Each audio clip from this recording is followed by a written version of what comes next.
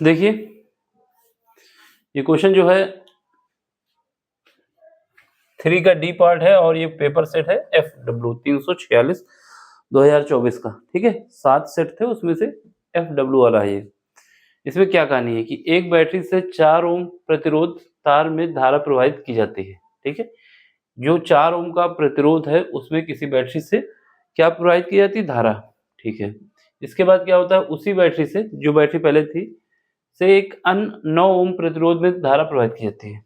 Same battery है, बस पहली बार 4 ओम वाले में, दूसरी बार 9 ओम वाले में, ठीक है। प्रवाहित करने पर बैटरी का जो है, जो हमारे पास जो बैटरी लगी है उसका आंतरिक प्रतिरोध आपको ज्ञात करना है, ठीक है। जो इंटरनल रेजिस्टेंस है वो आपको फाइंड करना है। जबकि दोनों तारों में धाराएं समान समय में समान ऊष्मा उत्पन्न करती हैं। जो धारा है वो अलग अलग है लेकिन जो समय है दोनों में सेम है, यानी यहाँ पर हीट जो है और टाइम इक्वल है।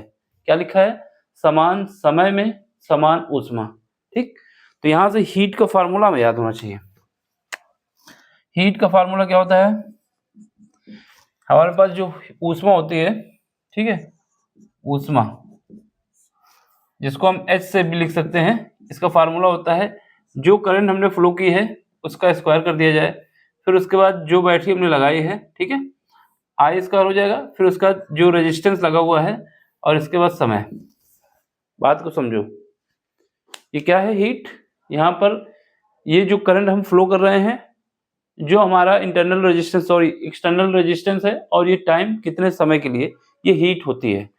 यहाँ पर क्या है, दोनों हीट बराबर हैं, यानी यहाँ पर 2 हीट होंगी, एक H1 होगी एक H2 होगी, टाइम भी बराबर है, ठीक।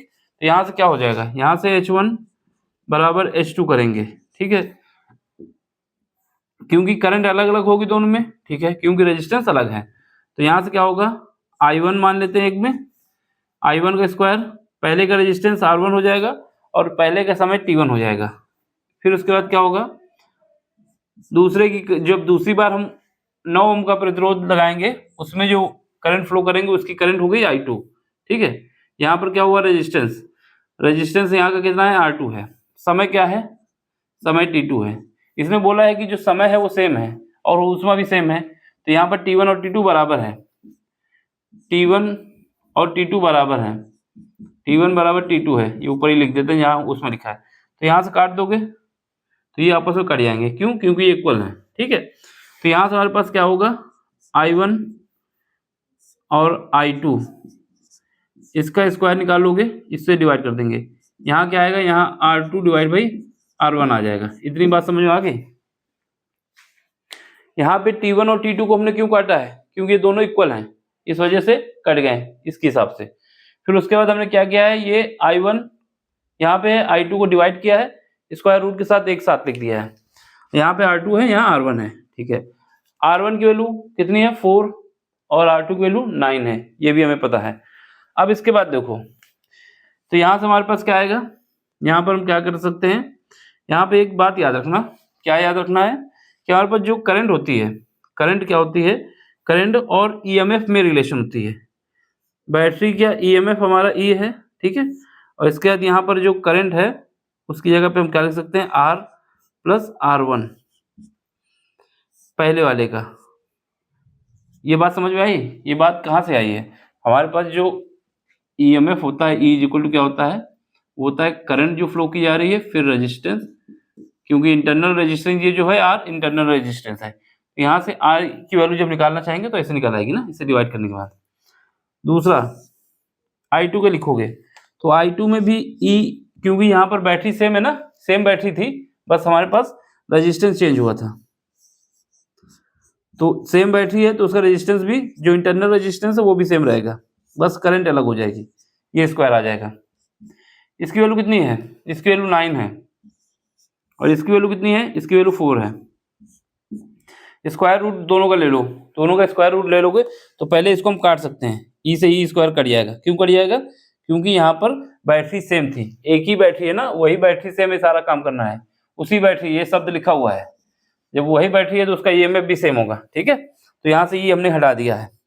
अब यहाँ से क्या आएगा, यहाँ से हमारे पास एक कहानी बनेगी, R प्लस R2, ये ऊपर चला जाएगा और ये नीचे रह जाएगा, आर प्लस R1 और स्क्वायर रूट लोगे यहाँ से क्या बचेगा 3/2। इतनी बात समझ में आ गई तो काम हो जाएगा। क्या किए हैं हमने सीधा सॉल्व किया, 2 नंबर का क्वेश्चन है, इसको ज़्यादा लंबा खींचना भी नहीं है, ठीक है। तो हमने क्या किया, यहाँ आई की जगह पे क्या लिख देंगे, इस वाले फार्मूले से, इस वाले फार्मूले से हमने यहाँ पे आई की जगह ये लिख दिया है। और I1 है तो यहाँ पर क्योंकि दोनों बैटरी सेम है इस वजह से यहाँ पे E जो है वो सेम होगा, क्योंकि बैटरी का EMF तो सेम होगा, उसका इंटरनल रेजिस्टेंस भी सेम होगा, ये बाहर वाला रेजिस्टेंस अलग है, ठीक है। उसी का यूज करके हमने इसको अरेंज कर लिया। अब यहाँ से हमें वैल्यू निकालनी है। देखो अब क्या है, अब यहाँ से बस इसका क्रॉस मल्टीप्लिकेशन करो, यहाँ पर 2 ये क्या आएगा R प्लस R2 और यहाँ पे is equal to 3R plus R1, ठीक है। अब मल्टीप्लाई करो, यहाँ पे कितना आ जाएगा 2R आ जाएगा, और ये इसकी वैल्यू कितनी है, इसकी वैल्यू हमारे पास है R2 है, ये 9 है, तो 2 × 9, ठीक है, इज इक्वल टू 3 आ जाएगा, 3R आ जाएगा, यहाँ पे क्या है 3 × R1 की वैल्यू कितनी है 4 है, तो ये 4 है, ठीक है। अब इसको सॉल्व करो तो ये कितना हो जाएगा, ये 2R इधर भेजोगे तो R बचेगा, क्योंकि ये 3 है 2 है, इस तरफ आएगा तो माइनस हो जाएगा। यहाँ पर कितना है 18, यहाँ पर कितना है -12 बराबर 6, तो R की वैल्यू कितनी आ गई 6 ओम। ये हमारा क्या आ गया, रेजिस्टेंस आ गया जो कि हमें चाहिए था। इंटरनल रेजिस्टेंस कितना आया, जो इंटरनल या जो इनर रेजिस्टेंस है, आंतरिक प्रतिरोध है, वो हमारा 6 आंतरिक प्रतिरोध 6 ओम का आ गया, ठीक है। अब ये क्वेश्चन अगर आपसे 2 नंबर में पूछा जाता है तो ऐसे ही करना है।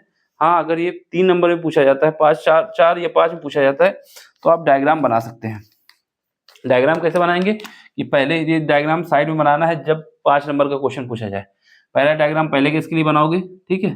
पहले केस के लिए क्या बनाओगे कि हमारे पास जो रेजिस्टेंस लगा हुआ है कितना है R1 जो कि है 4 ओम का, ठीक है। इसके बाद हमें यहाँ पे बैटरी कनेक्ट करनी है। क्या कनेक्ट करना है, बैटरी, जिसका EMF हमें क्या मानना है, इसका इंटरनल रेजिस्टेंस लगा देना है R, ठीक है। इसका EMF E मानना है। ये पहले केस का डायग्राम होगा, ठीक है ना। इसके बाद क्या है, दूसरा केस लगाओगे, क्योंकि बैटरी चेंज करनी नहीं है तो बैटरी चेंज नहीं करनी है, लेकिन एक्सटर्नल रेजिस्टेंस जो है, बाहर रेजिस्टेंस, उसको बदलना है। ये कितना है 9 है। फिर उसके बाद क्या है, फिर हम बैटरी लगाएंगे, उसका इंटरनल रेजिस्टेंस लगाएंगे, और ये हमारा R हो जाएगा, ये हमारा E हो जाएगा। तो ये 2 डायग्राम भी बना देना अगर ये 5 नंबर में पूछा जाता है या फिर 3 नंबर में। 2 नंबर का पूछा गया है तो ज़्यादा कुछ करना नहीं है, जैसे हमने बताया ऐसे ही करना है, ठीक। तो ये 5 नंबर में हो सकता है पूछ लिया जाए, इंपॉर्टेंट क्वेश्चन है, थोड़ा कॉन्सेप्ट है ना हीट वाला, इस वजह से, ठीक है। तो हीट का फार्मूला ये याद होना चाहिए। जब इसने बोला है कि हीट भी समान है, समय भी समान है, यहाँ पर करंट ही चेंज होगी बस, और सब सेम रहेगा। रेजिस्टेंस तो अलग अलग है ना, इस वजह से करंट चेंज हो रही है। स्क्रीनशॉट ले लो, समझ लो, कहीं पर भी कोई दिक्कत हो तो पूछ सकते हैं। अब समझ में आया हो तो लाइक कर देना, शेयर कर देना, सब्सक्राइब भी कर देना। ये डायग्राम जरूर बना देना अगर 5 नंबर में क्वेश्चन पूछा जाता है। पहला डायग्राम बनाना, वहां से I1 की वैल्यू निकाल लेना, दूसरा डायग्राम बनाना, वहां से I2 की वैल्यू निकाल लेना, फिर इसको सॉल्व कर देना, ठीक। चलिए फिर अगले लेक्चर में मिलते हैं अगले क्वेश्चन के साथ। Thank you for watching.